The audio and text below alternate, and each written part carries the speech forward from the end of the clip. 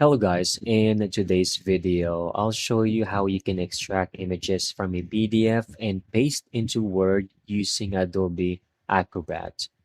Let's begin. So you have opened Adobe Acrobat, open up your PDF file.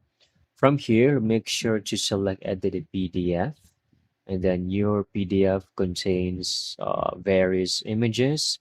What you can do from now is left click on the image, then right click, you will then have the option to copy the image. All right.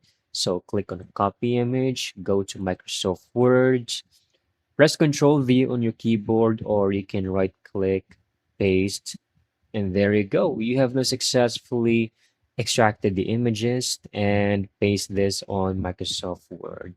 So you can also do this with other images as well. Copy and then paste, okay?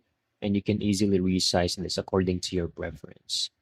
That's it. That's how you can easily get this done. Thank you so much for watching. I hope you found this video very helpful.